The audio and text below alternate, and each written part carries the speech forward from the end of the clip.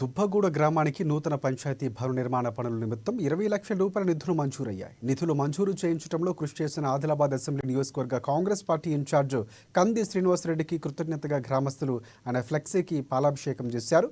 కంది శ్రీనివాసరెడ్డి కృషితో పాటుగా జిల్లా ఇన్ఛార్జ్ మంత్రి సీతక్క చొరవతో నిధులు మంజూరైనట్లు కాంగ్రెస్ పార్టీ సీనియర్ నాయకులు గిమ్మ సంతోష్రావు అన్నారు.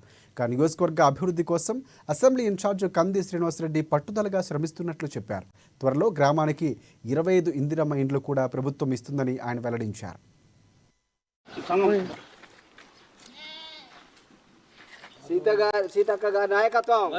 ఈరోజు బేల మండలం దుబ్బాగుడ గ్రామానికి మరి 20 లక్షల రూపాయలతో గ్రామ పంచాయతీ భవన నిర్మాణం కొరకు మరి సోదరుడు మనందరి అభిమాన నాయకుడు నియోజకవర్గ ఇన్ఛార్జ్ కంది శ్రీనివాసరెడ్డి గారి సిఫార్సు మేరకు ఈ రోజు గౌరవ రాష్ట్ర మంత్రివర్యులు మన ఇన్ఛార్జ్ మంత్రి అయినటువంటి ధనసూరి అనసూయ ఇలియా సీతక్క గారు మరి ఈ మారుమూల గ్రామానికి 20 లక్షల మంజూరు ఇవ్వడం జరిగింది.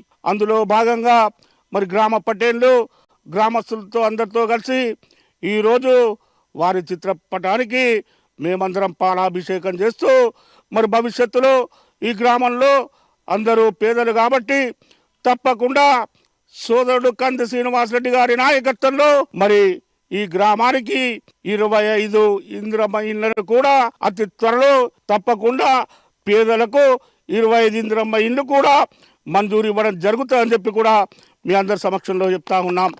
అంతేకాదు ఈ గ్రామానికి అవసరమైనటువంటి సీసీ రోడ్లు కానీ మురికి కాలువల నిర్మాణం కొరకు వీరి విజ్ఞప్తి మేరకు ఒక 5 లక్షల రూపాయలు ఈ గ్రామానికి తప్పకుండా త్వరలో కేటాయించడం కంది శ్రీనివాసరెడ్డి గారి ఆధ్వర్యంలో కేటాయించడం జరుగుతుందని కూడా మీ అందరికీ నేను సవినయంగా తెలియజేస్తాను. జైనత్ మండలం